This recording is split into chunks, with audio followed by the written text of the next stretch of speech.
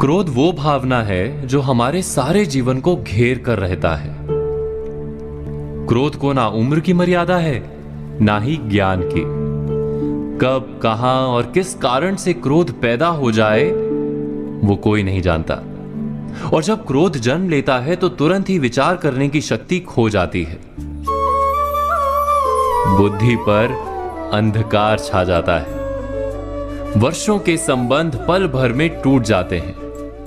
सारा जीवन बिखर जाता है। किसी भी कारागार में जाकर देखिए, अधिकतर अपराधी क्षण भर के क्रोध का दंड भोगते हुए दिखाई देंगे, पर फिर भी हम क्रोध पर अंकुश नहीं लगा पाते।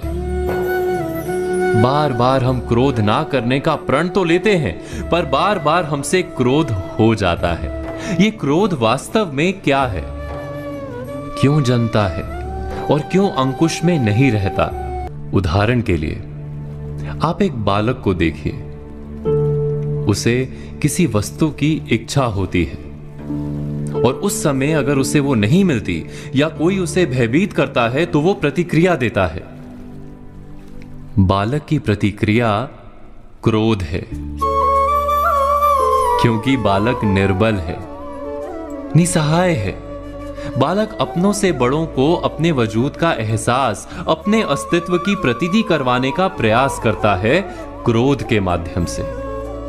बड़े होने पर भी हम क्या ऐसा ही नहीं करते? क्या क्रोध हमारे भीतर बैठे बालक का प्रतिभाव नहीं? अर्थात क्या क्रोध वास्तव में केवल बालक जैसे व्यवहार का नाम नहीं? जब अहंकार को घाव होता है, जब भय लगता है, जब कोई वस्तु हमें प्राप्त नहीं होती, तब हमें क्रोध आता है, ठीक किसी बालक की भांति। हम जानते हैं कि आईने के सामने खड़े होकर मुंह बनाने का खेल बालकों को शोभा देता है, बड़ों को शोभा नहीं देता। फिर भी हम बालक की भांति क्रोध करना बंद नहीं करते।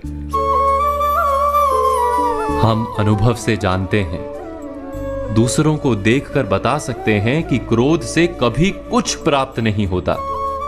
सम्मान हो, संपत्ति हो, प्रेम हो या सुरक्षा हो, क्रोध से नहीं मिलता। मिलता है तो प्रयासों से, कार्य करने से, बुद्धिपूर्वक विचार करने से। मनुष्य मात्र अपनी आदतों के अनुसार ही जीता रहता है। क्रोध भी आदत बन जाती है। हमारे चाहते हुए भी हम अपने प्रतिभावों को रोक नहीं पाते। हम स्वयं को बड़े या पुख्ता मानते हैं, पर थोड़ा सा कारण मिलते ही हमारे भीतर का बालक क्रोध कर बैठता है। अर्थात क्रोध वास्तव में और कुछ भी नहीं, हमारी बालक बुद्धि का नाम है। जैसे ही हम इतना स्मरण में रखें कि हम बालक नहीं, बालक जैसा व्यवहार हमें शोभा नहीं देता, वैसे ही क्रोध स्वयं ही बंद हो जाता है। क्या ये सत्य नहीं? इस पर विचार मनन अवश्य कीजिएगा।